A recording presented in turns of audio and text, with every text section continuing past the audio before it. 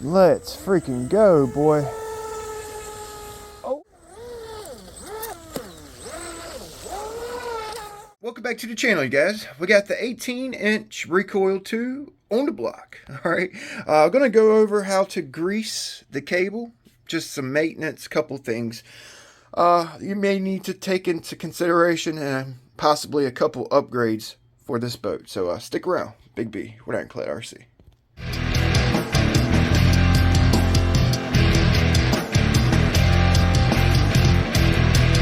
This is basically a maintenance video. Greasing the cable, a couple other things. Maintenance. How to keep your boat kind of on the water and running good. I will kind of throw in a couple other things that's not maintenance, that's not mandatory. So that being said, let's get into it. The very first thing I did to this kit, was put these little felt pads on the stand. Alright, that'll prevent your boat from sliding all over the place. When I did the review, it was bugging the mess out of me, man. I would touch the boat, it would just fly off the stand. So some little cheap felt pads work great. Okay. The next thing I want to go into is greasing the cable. Okay. Now this is a 3mm cable. All right. You got a coupler style collet from Proboat. I've already taken this thing apart. From Proboat, that grub screw right there is Loctited in. When I say they Loctited this grub screw in, they Loctited it in. So you're going to need to get a lighter, well, a small torch, or a soldering iron tip. Put the soldering iron tip when it's hot right there for a little while. You're going to need to heat this metal up. I've taken this apart. I haven't greased it yet, but I did try to disassemble everything, and yeah, you're gonna have to heat that up. All right, be careful not to disform the bottom of your boat when you're heating up the coupler. All right, maybe hit it for a minute. Okay, pull the heat off, feel the bottom, make sure you're not heating that plastic up. All right, I've since Loctited it with my own Loctite, this Great Plains, and it should come right out for me. With these couplers, every time I remove, or when I remove the cable, put it back together, I Loctite it every time, and I always heat it up every time, not just on this boat, every time. So we're gonna pull this grub screw. As you can see, we can't pull the cable out. It's actually loose because it's spinning in the coupler. Okay, you're gonna need a 2.5 and a pair of pliers to remove the screw from your strut. All right, you just take your screw out the strut and it comes out. Okay, so you don't have to completely disassemble all of this right here. I recommend maybe just putting a little drop of oil, not that much, but a little drop of oil in the strut. Okay, that's a Teflon, lead Teflon bushing in there. And when you grease the cable, okay, you run the boat, the grease water mix, it will grease that bushing. Okay, so there's no need to take the drive dog off, the propeller, and completely disassemble this. There's no need for it. The way these cables are spun, you guys see the twist on that cable? It actually acts like a little screw.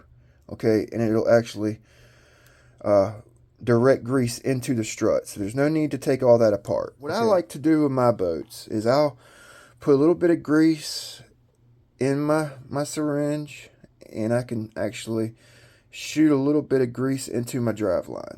Okay, and when you put your cable in, it's going to push that grease out the end right there.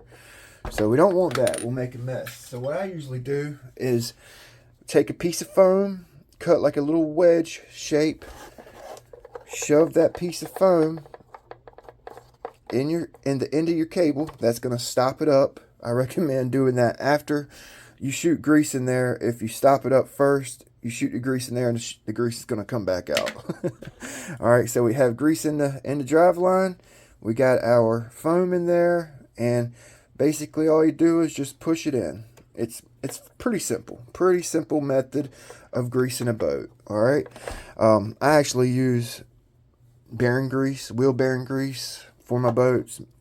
I recommend marine grease from DYNIMITE or the like. So, and you push your cable into the strut like so. Okay, now if you want to, which this is not necessary, when you pull this strut off, you're gonna basically kind of lose your strut position. If you wanted to be meticulous about it, I actually took a little needle. And marked where my stock position was. You don't have to.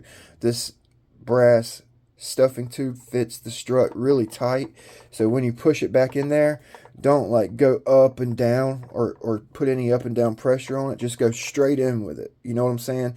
And you should keep that stock factory strut position. Okay, so matter of fact, let's go ahead and see, just so you guys know, in case you lose yours. Because I marked mine, make sure it's on the mark, and it is. And it looks like it's got just it's almost level, maybe a little bit of down angle. Can you guys see that? A little bit of down angle, maybe a half a degree. Okay, so yeah, now you would just basically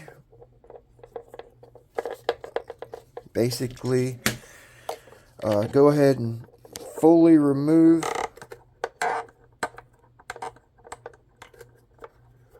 you're gonna need a really good hex too. Getting this out, don't use an old wore out hex. Use a really good hex. Okay, so at this point you just get your Loctite, put a little bit of Loctite on your grub screw, okay, and then lock that grub screw back into your coupler. Okay, there's no need in like getting it super duper tight. You know, if you're worried that your cable's gonna come out if your grub screw comes loose, it won't. The way they've designed this boat, the cable is basically locked into the strut. Okay, 4mm step down to 1/8. All right, don't forget to put the screw in your strut. I kind of got sidetracked talking to you guys and making the video, and I didn't have my screw in. Just remember, you put the screw back in. Okay, I'm making a video and it's easy to get sidetracked. I actually highly recommend you guys waterproofing your receiver. Okay, you can waterproof it a couple different ways. You can go with a balloon. Take the balloon.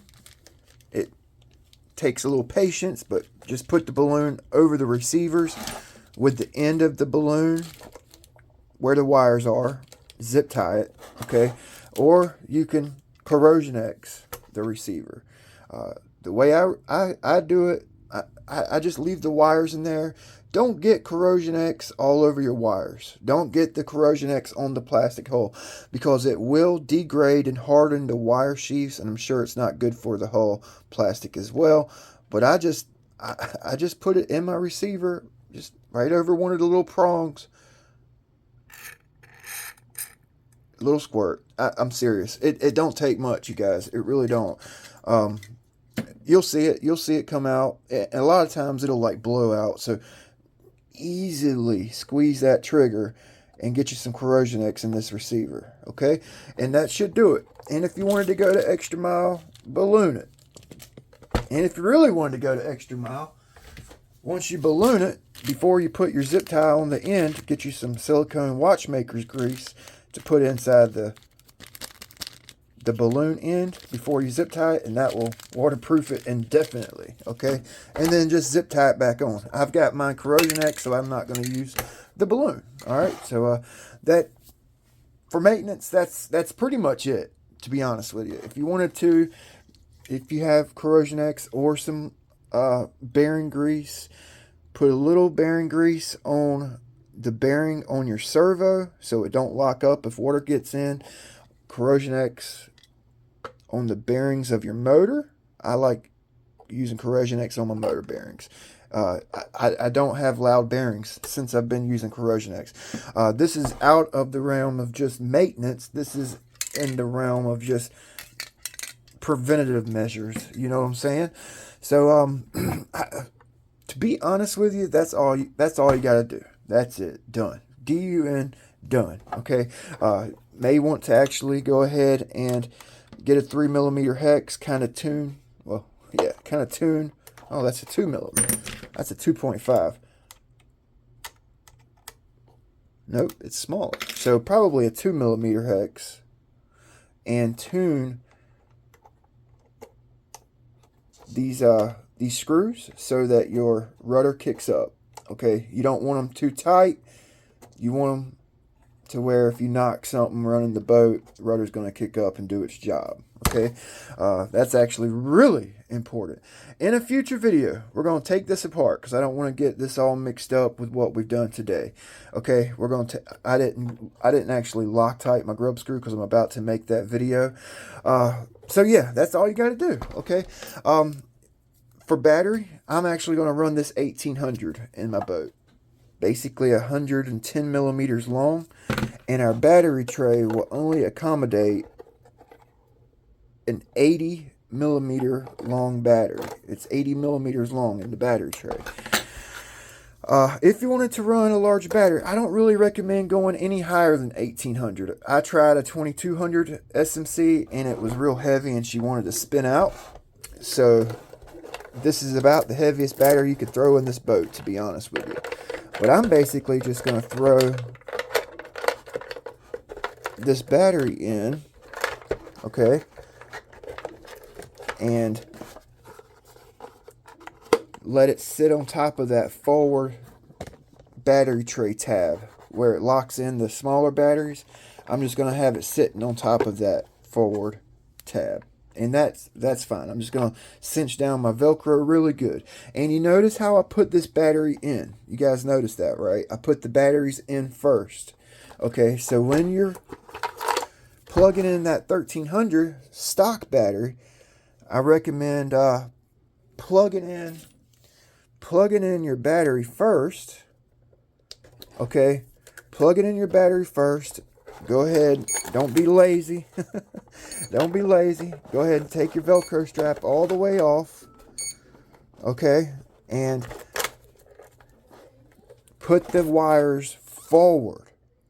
Okay, you don't want these wires rubbing on your little outrunner motor. You also want to make sure you put your Velcro strap on tight enough that battery's going to stay in place and not come out and rub on the brushless motor. That's very, very, very important. Your boat will catch on fire if you rub through the protective outer layers. Okay, so don't put your battery in. Don't put your battery in like this. I don't recommend that. Okay, because you could possibly rub on that wire. While we're on the topic of wires, I know the video is getting long now. While we're on the topic of wires, just make sure your antenna wire. You see how I got my antenna wire? It's kind of wedged under these little plastic mounts. Possibly just take you a little bit of hot glue or some silicone. Put a little bead of silicone right here. Or hot glue. I like hot glue. Hot glue will pop right off the plastic. A little bit of alcohol, it pops right off. I use it all the time in all my boats to kind of keep things stationary. I don't want to tape or double-side tape down. Little dab of hot glue right here. Okay? That will keep that antenna wire there so it don't accidentally. Well, I don't know. This is right here. So that might protect it from going into your motor. But if you want to play it safe, okay? Don't want to replace the antenna or a receiver. Yeah, wire consolidation with boats. Cooling tube consolidation on boats is very important, especially if you're running an outrunner. Make sure you stay away from the collet and the outrunner motor. All right. Yeah, I think I about covered everything. I'm still kind of trying to find the right prop. I've actually done some work to this one. That prop that ran so good on it the other day, I did some back end modifications here. We might get some more speed. Come on. Hopefully this was helpful to those of you new to the hobby. A lot of you guys probably, or a lot of you guys probably know how to do this stuff, but this may be helpful to the new guys. If you're new to the channel, consider subscribing, like, comment. We'll see you guys next time. Boat Gang for life.